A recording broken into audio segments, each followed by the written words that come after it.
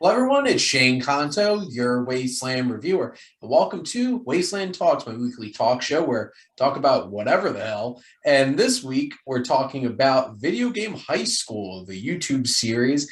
And I have my pal Jim here on to chat with me about it because he recommended it. So, Jim, Yeah, thanks good for to be coming here. on. Good to be here, Shane, as always. Yeah, VGHS is like a personal favorite of mine, and I never can find anybody that's actually watched it. So I'm glad we have this opportunity together tonight. There you go. But so, Jim, why is this one of your favorites and why'd you recommend it to So I recommended it kind of spur of the moment, I think. I forget if it was Rolling Thunder Review. Was that me? I think it the was one that we were talking about? that So no episode. direct link to Bob Dylan at all for any viewers out there who came in. But I think I stumbled across this when I was procrastinating a project like in school, late night library. The YouTube algorithm brings you something weird and you just like jump on. Um, but I mean I think it's held up. There's definitely a little bit of nostalgia in there. There's some uh like some cameos, some celebrity appearances that probably nobody is going to recognize unless you were YouTubing in 2010. Was it that this came out? 2012, something I like think it that. was looks like 2012 through 2014, the three Okay. seasons we have here. um yeah, so uh there I just thought it was fun. I'm a sucker for things that like kind of don't take themselves too seriously. A lot of my favorite movies are that way. And VGHS does not. It shifts gears and changes its tone from episode to episode, and it's completely goofy, and Mm-hmm. it's just a really easy thing to watch. Um, so since I'd seen that you were doing a few TV shows, I figured you might want to check it out. There So I you hope you go. liked it. I hope you don't hate it and I have to defend the show No, this I whole don't. time. I had fun with it, and just to set the stage for everybody. So this is in a futuristic world where gaming is the top sport. So Korea. A teenager attends a school which specializes in the curriculum of video games in each genre. So basically, we have a high school and they play video games. And there's all the cliques related to different genres and stuff like that. And they play all kinds of different video games. And one of the fun things about the show is when they're in a video game, the actors are acting in the video game. And we actually get to see all the race car driving, the basically LARPing, or a lot of it's first person shooter, like a lot of it. A lot, And yeah. that's definitely one of the biggest things. And what I have to say, which is so interesting about the format of the show, because the first season, like every episode's like 13 to 16 minutes, and it was so easily digestible and like quick. And then the next season was like 30 to 40 minutes. And then the last season is like 40 to an hour episode. I'm just like, wait a minute. Because like, not gonna lie, I kind of dug the 15-minute episodes. I felt like it really fit the mold for the show and how the story was playing out. I thought it was definitely an adjustment to it being longer, and definitely that last season there was a lot of adjustments to like now it's turning into like the last episode's like an hour long episode of a show.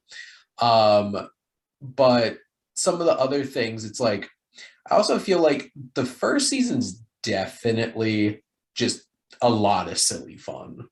Like it definitely doesn't take anything too seriously. And by the last season, there's like you're dealing with like serious relationship issues. You're dealing with like actual trauma and loss. And I'm like, wait a minute. When did this show get kind of serious? There's that one episode where we lose somebody in the cast, basically, Yes. right? Yeah, it was really heavy. I do remember the first time watching it being put off. I don't remember. It was somewhere between the Shockbot episode, which was his second season, maybe third season, I think it was and the all of the second one. genre bending that started happening, which was in third season. I do remember that being a little bit jarring, and I was really just happy for them to bring it all back home again for the finale of the show. Mhm. Um, but the second time through, I was able to follow a little bit more of a thread through the whole thing because I knew it was going to happen, I think. Yeah. So I thought it was kind of fun that Freddie Wong, I think is his name, got to play around with some different tones and some different genre stuff. Like there was a noir bit. There was an episode where we had to deal with some family trauma and loss. Yep. There was some conflict between two of the major characters. I don't know if I bought that totally, but like the second time through, knowing what was going to happen and being able to salt it down a little bit, I think was good for me because it just, I just kind of blew through it. And it doesn't have to be something that you put on as a main course. Even this can play in the background or whatever. But I do remember that when I first started watching the series, I didn't know that gaming profession. I didn't know kids mostly were out there making money off of video games. And within a very short time of watching this series, that kind of started coming to my attention. So I may have been giving it more credit than it's worth as like a harbinger of things to come, But did you have a favorite episode? Did you have a favorite character? Did you have a favorite moment? Not gonna lie, Law is I was gonna call it for sure. is so obnoxious, and like for the most part he's the main antagonist of this first season, and him coming to like butting heads with Brian, who's like the main character, and he's just like, one, who names their kid Law, and two, what an asshole. And I remember watching the season premiere of season 2, and he's being like investigated for like all kinds of stuff. I'm like, what is this? And probably it's funny because he definitely had some of the funniest moments in the show, and then him being involved in one of the weirdest things in the show, which was like him being too stupid to realize he was dating a robot. And that whole entire thing was just like, what is this episode? And I'm like, is he stupid, or is he just like very open-minded and respecting this robot's identification as a woman? And just like, I don't know what's going on in the show. I can't offer an explanation for that episode. I choose to forget about it, and I actually skipped it. I'm guilty of skipping it the second time around. I think that's the only one that I skipped on my rewatch. Something happens that's important to the broader through line, but I forget what it is. Something happens that episode. But yeah, I think Shockbot belongs in the commentary. Yep. And that's the only place for him. I do feel like Law is such a great antagonist in the first season, and I definitely don't feel like I attached as well to like the antagonists in the second and the third season. I don't think he was like he definitely wasn't as fun, because like Law's so over the top and ridiculous. And it was interesting because like it's the age-old issue of the chase versus the relationship, because there's a lot of shows where it's like they milk a chase between like two characters for like seasons. Like, will they, won't they? Will they get together? Won't they get together? And I feel like this series, it's like they do it for one season, and like you actually do get a lot of so it's Brian and Kai, and like by the time you get to the third season, then they're dealing with like serious relationship issues and stuff like that, and it does get a little bit more serious. I guess I enjoyed the like chase more than maybe them being together. And honestly, I think if I had to pick my favorite season, it was probably the first one. I think it was a lot of fun. It was breezy. It was fun. It leaned into like that's the thing. This show obviously takes an interesting perspective to video game stuff, but it's still like it's a high school like comedy and stuff like that. It's dealing with high school crap. And also a special shout out to Zachary Levi, who cameos in the first season, who's Shazam. And oh, that's right. He's the FPS teacher, right? In yep, season 1. which I guess other people know him from Chuck. I've never watched that show, but I know like it's Shazam, and I'm like, wait a minute. Or He's pretty young in this show, right? and he's what also has like a southern accent. He's got like I don't know if it was supposed to be like a Texas thing going on. I think it was like a Texan accent. He's the shooting teacher or whatever. Mm-hmm. Yeah, pretty young. And do you know who the principal is? Like his rise to fame, if you will? Mm-mm. There was a YouTube series he did with a bunch of friends called Epic Mealtime.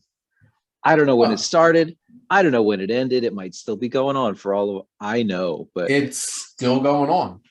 Is it really? That's crazy. It says so. That's how I knew him.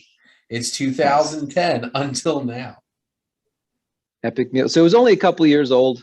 That was probably at the height of the whole Epic Mealtime thing. But it was a very like down home food challenge kind of a show. They would make ridiculous, unhealthy, epic sized meals and devour them together.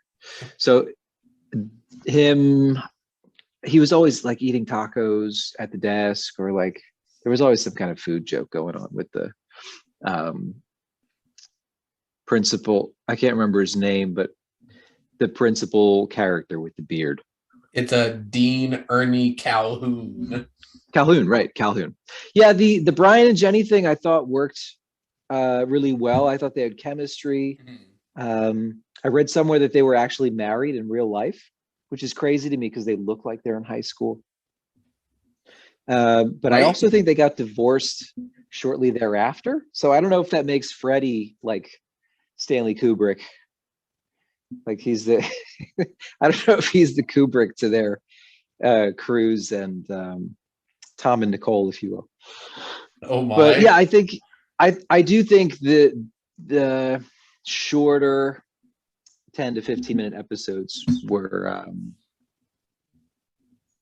part of what got people hooked onto the show, because it is really easy to just pop on an episode, and if you get into what's going on, then you binge it, and the whole season is only a couple hours long. Yeah, because I think the season was only 9 episodes, and it's like at that point it's 2 hours 15 minutes. It's like bam, right? It's the length of It's the length of Top Gun Maverick, which I just bought tickets for today, right, for my bachelor party. Oh, nice! I saw the trailer unintentionally. I don't watch trailers usually, but you're right. The action looks pretty good. Yeah. Speaking of action, I think definitely this show, I was really surprised by the action sequences in this show, because I'm like, I'm expecting this to have like no budget at all. And like they did really awesome things with like in the video game worlds that they're showing, like with the first person shooters and stuff like that. Like I was really impressed. And like, obviously it doesn't look like this is a $200 million budget movie, but like, it looks like it works and it's a lot of fun. Yeah. If you approach it knowing that it's a small budget series, I think you can be impressed by the action, and the rules don't always make sense.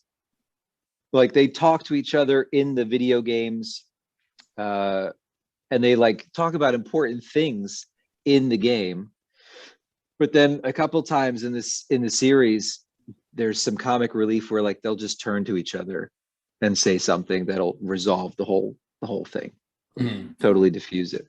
I don't know, I think he's got a really good sense of comic timing, and the slapstick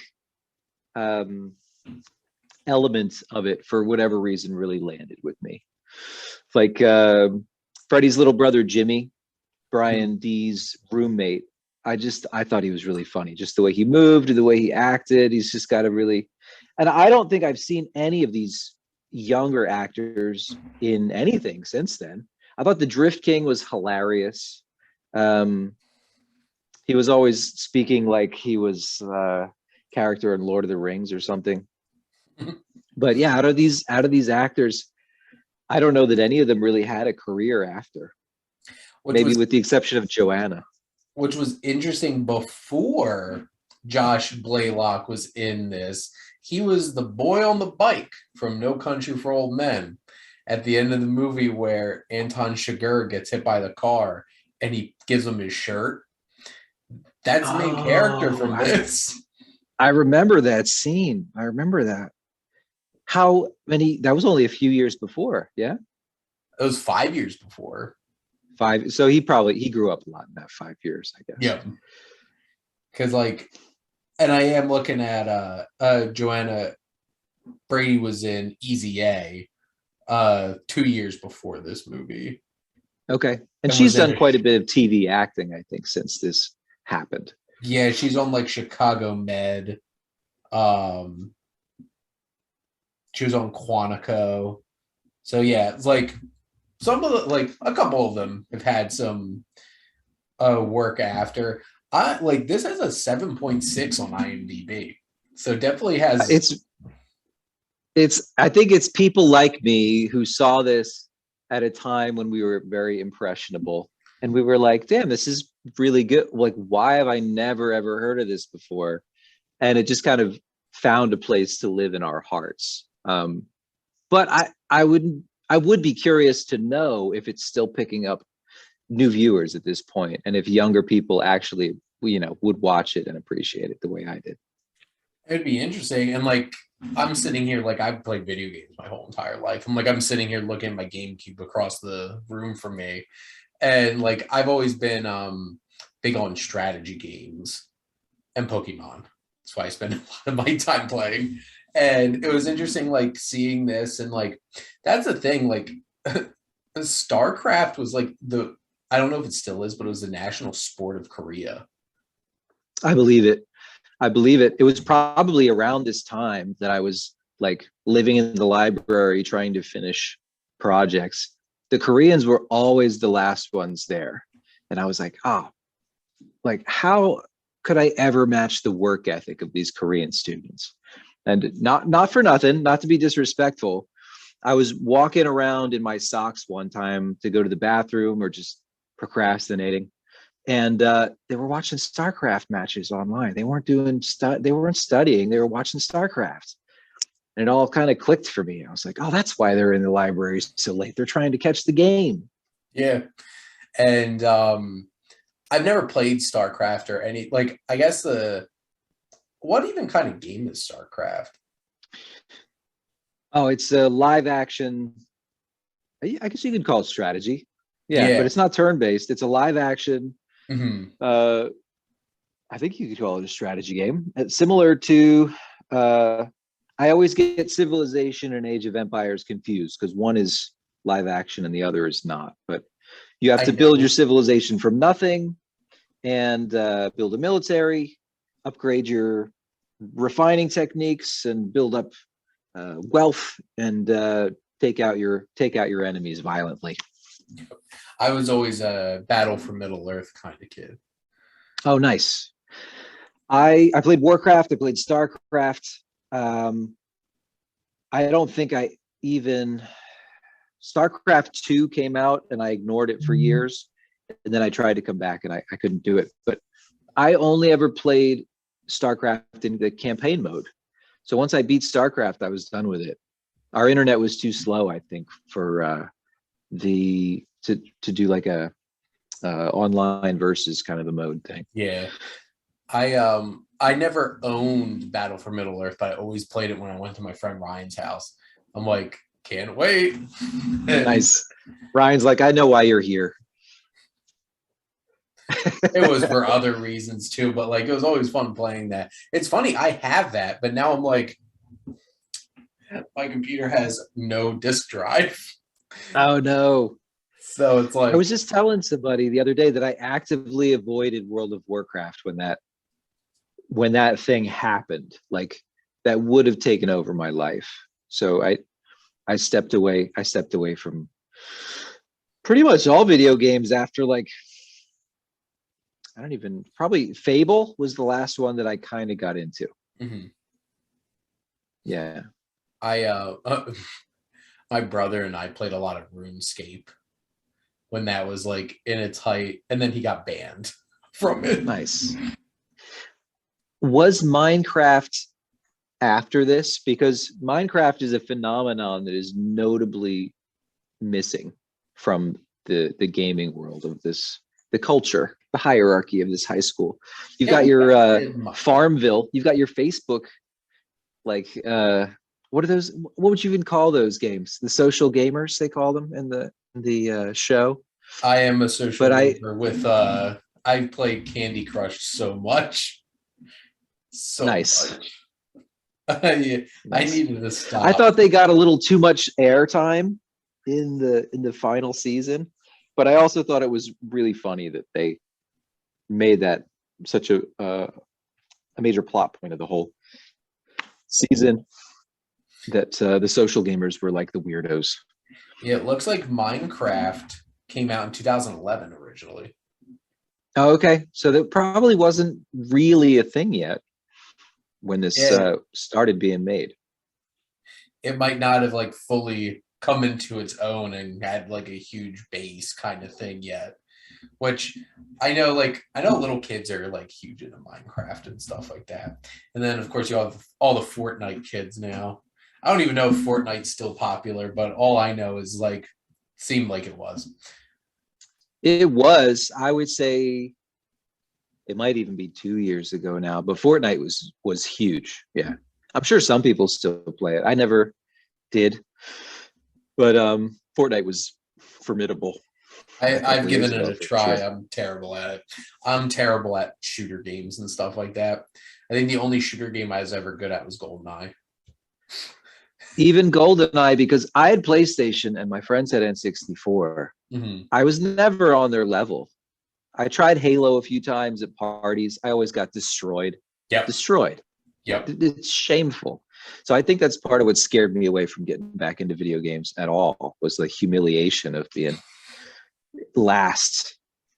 Mario Kart, uh, probably Smash Brothers, Yep. GoldenEye, Halo. I was always last place. So I was like, the gaming thing is not for me. I'm done. It depends on the version of Smash I'm playing. That Okay. depends how good I am because like I run Ganondorf, and some of those versions he is straight trash. They really nerfed him because he was amazing in Melee when they first released him, and then Brawl he was god awful. He was like lowest tier character, and then with the Switch version they gave him a lot back, and I'm like, thank God. And I've played that, but like, see, this is the kind of thing that like this show brought back. It's just like I used to be like I've never been like a gamer, but like I played a lot of video games growing up. And I thought this was a fun time getting to watch the show and like bring that nostalgia back. Yeah, for sure. I don't know that there was a whole lot of nostalgia for me, but I did think it was kind of cool that the way they filmed the game. That was the big idea, I think, for him, was being able to film the characters in the game with like the camera work was often pretty good. Mm-hmm. And yeah, the graphics were good enough, let's say, for the whole thing to work. So yeah, I don't even know for me what the high point would be, but the finale works. The finale is kind of in the same spirit, I feel like, that the first season is. Mm-hmm. Just like 60 minutes long. It's a long one. The finale is, for sure. And giving you one last big video game competition. It's a classic, well, we don't want to do spoilers, right? But it's a classic kind of underdog thing, right? At the end of the show. And the moment when the villains are taken down, it still makes me laugh out loud. There's like one moment where two grown men are sniveling like little kids, and it still makes me laugh. There you go. It's what we came for. watch the bad guys get taken down, and the lead to get the girl. And it's a fun show, and I definitely recommend it to people. Like, I would totally recommend this to my brother and my other brother John and Tyler. It's like they all still play a lot of video games and stuff like that, and they think they would really appreciate this a lot. Yeah, I think probably gamers or people who know Tony Hawk.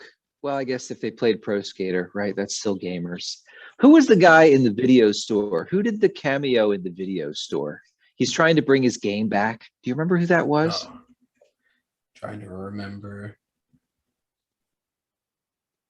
I know his face and I don't know the guy's name, but it was like maybe the second to last episode or something. One of the characters has been like relegated to working in a VHS store or a GameStop or I don't know, Blockbuster Video or whatever it was at the time.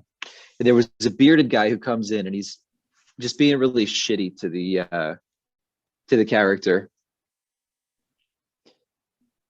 And I don't know why I know the guy's face. Was it like, I'm looking here, was it Conan? Conan was in it for just like a brief second. He did a really, really brief cameo. Because that was like big cameo. That was the final season, I think. Was those Conan were O'Brien. Big names. Conan's still a big name. People know who Conan is.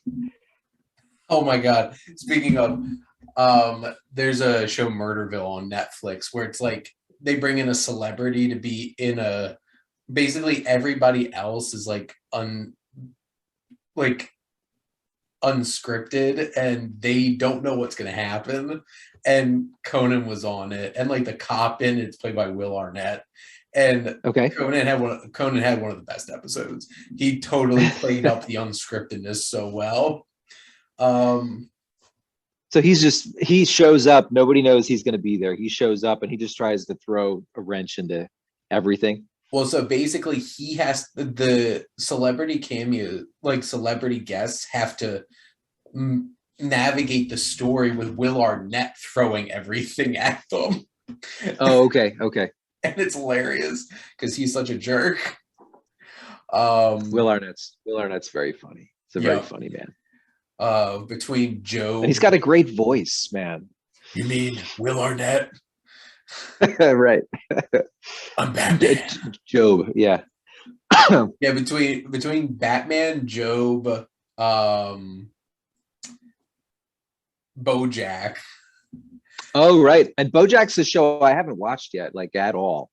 Not all my friends, but a lot of my friends keep yelling at me because I'm sleeping on BoJack. But I haven't. It's one of those shows I haven't sat down to watch yet.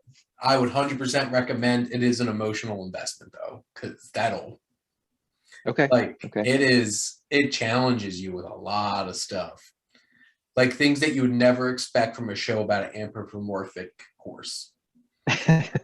like because like he's basically like a representation of depression. Okay. And I did get that out of some conversation around BoJack. He's alcoholic, he's depressed, right? Yep. And not exactly the best guy. And like the first half of this first season, a little shaky, but like, when it really gets into it, that show's amazing. Could always, if you ever get around to watching that, could always talk about it on here too. It does seem to be a trend of like putting terrible people into sitcoms or TV shows. Like, I don't know, Archer, Arrested Development, BoJack. Like, I love Archer. They're so even Friends. Like, it's not like they're good people. Even Seinfeld, they're not good people. It's Always Sunny takes it to the next level. Yes, it's not even like they're not just good people; they're like horrible people. They're horrible people, but it's so funny. So funny. They're so funny. It's ridiculous. It's absurd. Like that's why Always Sunny works, because it's completely absurd. Yeah, and in the end, they all fall flat on their face all the time too.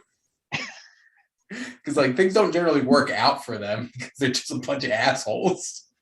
Right. And oh, between Community is another one, man. They're well really that not. like I'm trying to think who on that shit. Like, let's see, Jeff's not the greatest guy. Jeff's kind of terrible. Yep. But I think that's the point because like he warms up over the course of the series to everybody. Well, like um, Chevy Chase, Chevy definitely Chase, terrible. awful.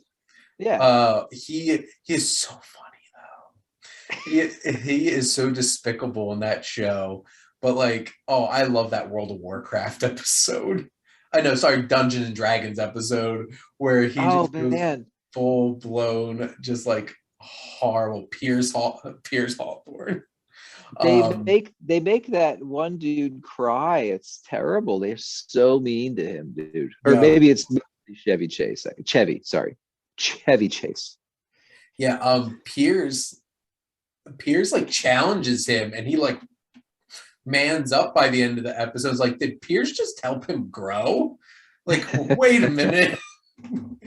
But Ahmed's kind of Ahmed's weird. He's Abbott's too. autistic. I don't I, know. I think he's too weird for him to be like a bad person. He's just like a weird person. Like I feel like Right. the He's only not, episodes I like disliked him was when he went full blown like crazy Kubrick filming his movie.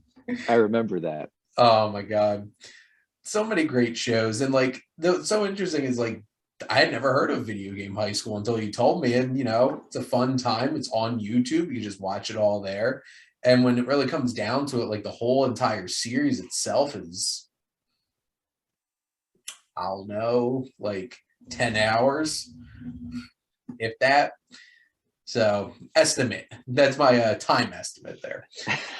I guess, Jim, do you have any other thoughts that you wanted to share on Video Game High School? No, no, I don't think so.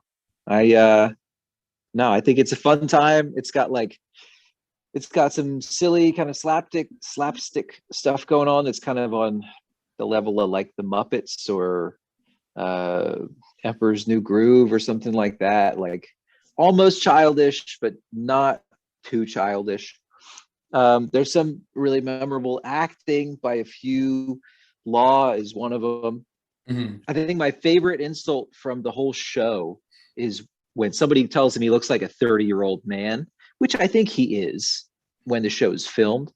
And he's like just slain by the implication that he would be 30 years old. Yeah, it's really silly. It's an easy watch. I think that's my favorite thing about the whole show is that it's just not too challenging, with the exception of a couple episodes that you could probably just skip. Yeah. But I think it's worth it to keep going. It's a Yeah, great finale. especially in the third season where it gets a little bit heavier than you might expect. But that first season is like pitch perfect, exactly what it needs to be. The episodes don't overstay their welcome. Just a ton of fun and great use of the concept because it's a great concept. And like we've seen other things like Sky High, where it's like superhero high school, or like X-Men, where it's mutant high school. See, this is just video game high school. So there you go. And it knows exactly what it is and has a lot of fun with it. But Jim, thank you for coming on, and also thank you for the recommendation. I enjoyed the show. Anytime, Shane. You all should tune in next week when Jim's back with Alex, and we're doing our first episode of Wasteland Talks about music. We're going to talk about some Audio Slave, which we're recording I'm tomorrow. stoked for this. So, but Jim, thank you again for coming on. Thank all of you out there for always tuning in and supporting your Wasteland Reviewer.